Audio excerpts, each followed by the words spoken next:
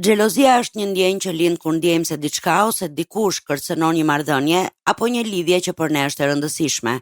Ajo përfshin frikë, pasiguri dhe ndonjëherë zemërim, që vijnë nga ideja se mund të humbasim dashurinë, vëmendjen apo rëndësinë që kemi për dikë. Ndiqni programin ton të sotëm për të mësuar se si mund të shkëputemi nga kurthi i rrezikshëm i xhelozisë.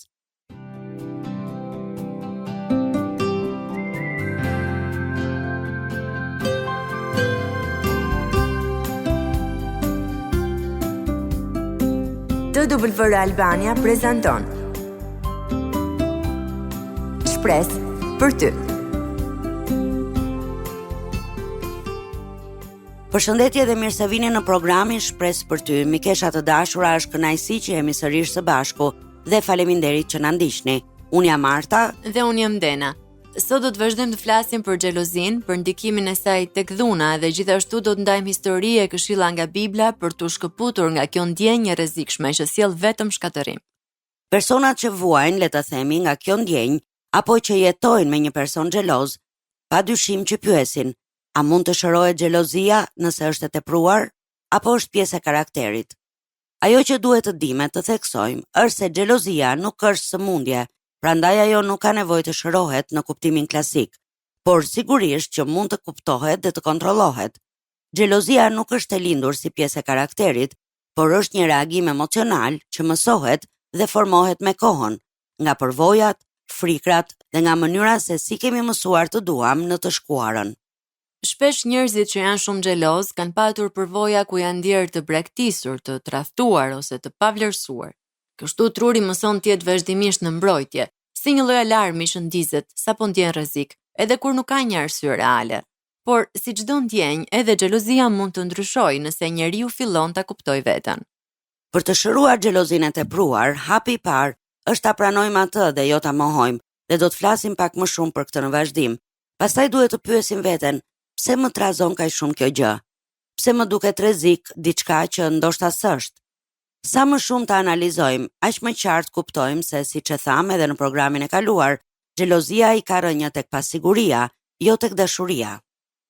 Puna me vetbesimin është çelësi. Kur ndjeni të sigurt në veten tuaj, nuk të kërcënon më askush edhe asgjë, sepse e dini se dashuria as nuk mund të mbahet me frikë, as të humbas për shkak të një konkurrence imagjinare. Kur arrini në këtë pikë, xhelozia fillon të zbehet vet pa mundim. Pra, mund të themi se xhelozia mund të zbutet, menaxhohet edhe të shndërrohet. Ajo nuk mund të zhduket plotësisht, sepse është pjesë e natyrës njerëzore, por mund të kalojë nga një ndjenjë që e kontrollon në një ndjenjë që ju e kontrolloni. Tham se xhelozia nuk është pjesë e karakterit, por pjesë e historisë sonë emocionale dhe çdo histori mund të rishkruhet nëse ne kemi guximin ta kuptojmë. Shumica e njerëzve që bëhen xheloz në fakt nuk duan të kontrollojnë tjetrin, por ata thjesht nuk dinë se si të shprehin pasigurinë e tyre pa e lënduar marrëdhënien. Është krejt normale të ndjeni të pasigurt ndonjëherë, por mënyra se si e shprehni këtë pasiguri bën gjithë ndryshimin. Të shprehësh pasigurinë nuk do të thotë të kontrollosh, të kërkosh llogari apo të fajsosh tjetrin, por do të thotë të jesh i sinqert, pa e kthyer ndjenjën në akuzë. Për shembull, në vend që të thuash pse fole me atë vajzën, mund të thuash: kur të pash duke folur me të, ndjeva pak pasiguri, ndoshta pa arsye, por doja ta ndaja me ty. Kështu, nuk po e kontrollon personin, por po ndan me të ndjesin tënde, dhe kjo krijon afërsi, jo distancë. Kur flet me unë dhe nuk akuzon me ti, komunikimi bëhet më i butë dhe më i ndershëm. Gjithashtu, duhet të thënë Arta se është e rëndësishme të mos e fshihni pasigurinë me sjellje mbrojtëse, si ironia, tërheqja apo heshtja ndëshkuese. Këto vetëm e thellojnë keqkuptimin edhe ushqejnë tensionin. Në vend të bëni këtë, shprehni frikën, por jo pretendimin tuaj. Kam nevojë të ndjej pak më shumë siguri, është shumë ndryshe nga akuza: ti më bën të ndihem i pasigurt. Edhe ndonjëherë mënyra më e mirë për ta shprehur pasigurinë është ta njihni veten tuaj më mirë. Pyesni veten: kjo frikë vjen nga ai apo nga brenda meje? Nëse e dalloni këtë, e keni tashmë gjysmën e zgjidhjes. Pasiguria nuk është domosdoshmërisht diçka e keqe. Ndonjëherë ajo është një ftesë për komunikim të thellë dhe me sinqeritet. Por kur e fshehim pasigurinë pas kontrollit, ajo kthehet në luftë për pushtet. Kur e pranojmë me butësi, ajo kthehet në mundësi për afërsi. Xhelozia bëhet problem kur nuk është më ndjenjë, por sjellje, që do të thotë se ju nuk e përjetoni me atë brenda vetes, por filloni ta shprehni me dyshim, kontroll apo fajsim ndaj tjetrit. Në fillim, xhelozia është e natyrshme, një shenjë kujdesi, pak frikë, pak pasiguri. Xhelozia bëhet e dëmshme kur përpiqesh ta kontrollosh tjetrin. Për shembull, kur kërkon fjalë kalime, kontrollon telefonin apo i kufizon lirinë se ashtu do ti. Dashuria dhe kontrolli nuk shkojnë bashkë. Gjithashtu, xhelozia bëhet e dëmshme dhe e rrezikshme kur e përdor si mjet manipulimi. Për shembull, kur krijon ndjenja faji tek personi tjetër që të ndihesh më i sigurt vet. Kjo është xhelozia që s'ka të bëjë me dashurinë, por me frikën e humbjes së pushtetit emocional. Xhelozia bëhet e rrezikshme kur e humb qetësinë dhe arsyen. Nëse çdo situatë shkakton ankth, stres apo debate të përsëritura, kjo tregon se xhelozia është bërë pjesë e jetës suaj të përditshme dhe po ju kontrollon. Gjithashtu, xhelozia është e rrezikshme kur e largon dashurinë në vend që ta forcojë. Nëse partneri fillon të ndihet i friksuar, i kufizuar apo i lodhur nga dyshimet, atëherë xhelozia nuk është më kujdes, por rrezik për marrëdhënien. Në thelb, xhelozia bëhet problem kur zë vendin e besimit. Dashuria e shëndetshme bazohet tek liria, jo tek frika. Nëse xhelozia ju bën ta humbisni paqen, vetbesimin apo respektin për tjetrin, atëherë ajo nuk është më ndjenjë, por një plag që kërkon vëmendje. Do të doja të theksoja edhe diçka tjetër, Dena, për cilën kemi folur edhe në ciklin e programeve tona mbi dhunën në familje. Xhelozia dhe dhuna në çift lidhen shpesh në mënyrë të fshehtë, por shumë të dëmshme. Xhelozia shpesh paraqitet si shenjë dashurie, në thonjza. Në shumë çifte, ajo fillon si një ndjenjë lehtë pasigurie apo frike se mos u mbet personin që dashuron. Por, kur xhelozia kthehet në kontroll, dyshim dhe kufizim të lirisë së tjetrit, ajo nuk është më shenjë dashurie, por bëhet rënja e dhunës emocionale apo fizike. Shumë e vërtetë, Arta, dhe shumë e rëndësishme për t'u theksuar.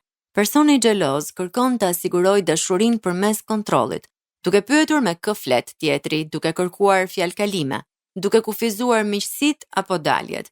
Fillimisht mund të duket si kujdes, siç e tham, por në fakt është fillimi një modeli të dhunës psikologjike, ku njëri partner e shet tjetrin si pronë, jo si person të lirë.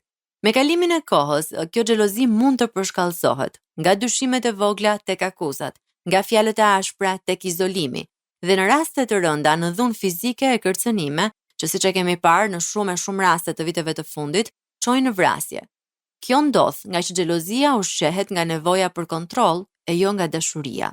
Dashuria kërkon besim, kontrolli kërkon nënshtrim. Shumë forma dhune në marrëdhënie nisin me një justifikim të thjeshtë. E bëra se të dua, jam xheloz. Por në realitet, asnjë ndjenjë nuk e justifikon poshtërimin, friksimin apo dhunën. Le ta theksojmë sërish, Dena, xhelozia është shpesh maska e pasigurive të thella, e mungesës së vetvlerësimit dhe e frikës së humbjes së kontrollit mbi tjetrin. Kështu ajo bëhet portë për dhunën, një proces që fillon në mendje dhe përfundon në veprim. Një marrëdhënie e shëndetshme ndërtohet mbi besim, jo mbi frikë. Nëse xhelozia bëhet e shpesht, e ashpër apo kufizuese, ajo nuk është më ndjenjë, por alarm. Të njohësh kufirin midis xhelozisë së natyrshme dhe asaj të dëmshme është hapi i parë drejt parandalimit të dhunës. Dashuria nuk kërkon kontroll, por respekt, nuk burgos, por çliron. Për të mbajtur nën kontroll ndjenjën e xhelozisë, kërkohet komunikim i hapur, ndërtim besimi dhe shumë punë me veten. Ajo nuk zhduket duke e mohuar, por duke e kuptuar dhe menaxhuar me vetëdije. Ja disa hapa për të shpëtuar kurthit të xhelozisë dhe pasojave të saj të rënda. E para, pranojeni ndjenjën, mos e mohoni. Pra, si për çdo problem tjetër, hapi i parë është të pranoni pa turp edhe pa justifikime se jeni xheloz. Sa më shumë e mohoni, aq më shumë e shtoni këtë ndjenjë brenda vetes. Thjesht thoni, po, ndjeva xhelozi. Vetëm kur e pranoni, mund ta kuptoni pse ndodhi. Hapi i dytë, kuptoni rrënjën e xhelozisë. Pyesni veten, a më mungon vetbesimi apo kam frikë se mos e humbas këtë person? Shpesh xhelozia nuk ka të bëjë me partnerin, por me atë që ne ndjejmë për veten. Nëse ajo buron nga pasiguria, puna duhet bërë brenda vetes, jo tek tjetri. Hapi i tretë, flisni hapur por pa akuza. Në vend që të thoni ti më bën xheloz, thoni kur ndodhi kjo, unë ndjeva pak e pasigurt. Doja të kuptoja më shumë. Kështu ju e shprehni ndjenjën pa sulmuar. Kur ju nuk akuzoni, partneri nuk mbyllet në mbrojtje. Hapi i katërt, mos e ushqeni xhelozin me kontroll. Kontrolli nuk jep qetësi, përkundrazi ai vetëm shton frikën. Sa më shumë kërkoni prova, aq më shumë mendja kërkon arsye të reja për të dyshuar. Zgjidhja është të ndërtoni besim, jo mbikëqyrje. Hapi 5, rrisni vetbesimin. Punoni me veten, kujdesuni për pamjen, mendjen dhe shëllimet tuaja. Sa më mirë të ndiheni me veten, aq më pak e kërkoni vlerësimin tek tjetri. Vetbesimi është kundërhelmi më i fortë ndaj xhelozisë. E gjashta, mos e krahasoni lidhjen tuaj me të tjerët. Çdo çift është ndryshe. Rrjetet sociale shpesh tregojnë vetëm momentet e bukura, jo realitetin. Krahasimi sjell pasiguri dhe pasiguria ushqen xhelozin. Dhe hapi i 7 për të dalë nga kurthi i xhelozisë është: nëse kjo ndjenjë është shumë e fortë, kërkoni ndihmë. Biseda me një psikolog ose këshillues mund t'ju ndihmojë të kuptoni më thellë se nga vjen kjo ndjenjë. Ndonjëherë xhelozia është pasojë e plagëve emocionale të vjetra që kërkojnë shërim. Ajo menaxhohet me vetdije, jo me kontroll. Sa më shumë njohje, komunikim dhe besim të ketë në një marrëdhënie, aq më pak vend ka për dyshim, sepse aty ku ka siguri, xhelozia nuk ka më fuqi ta prish dashurinë.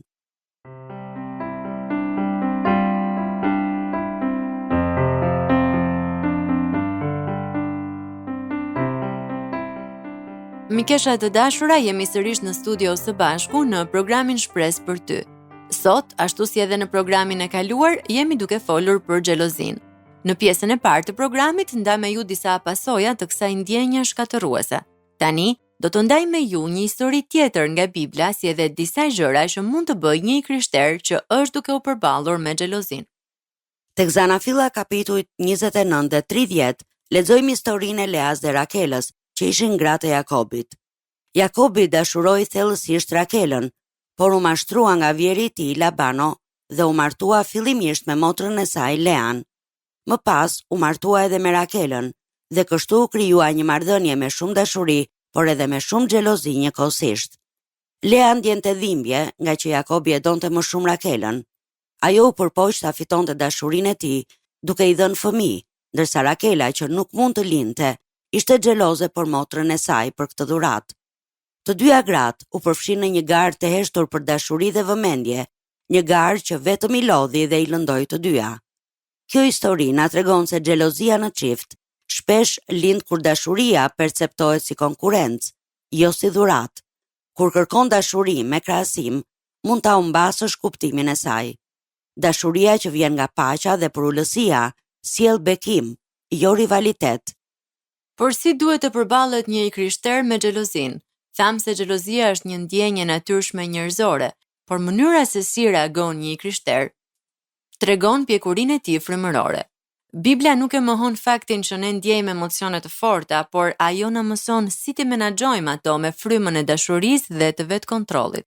Dhe hapi i parë se si një krishter mund të përballet me xhelozin është duke e njohur dhe duke e pranuar atë para Perëndisë.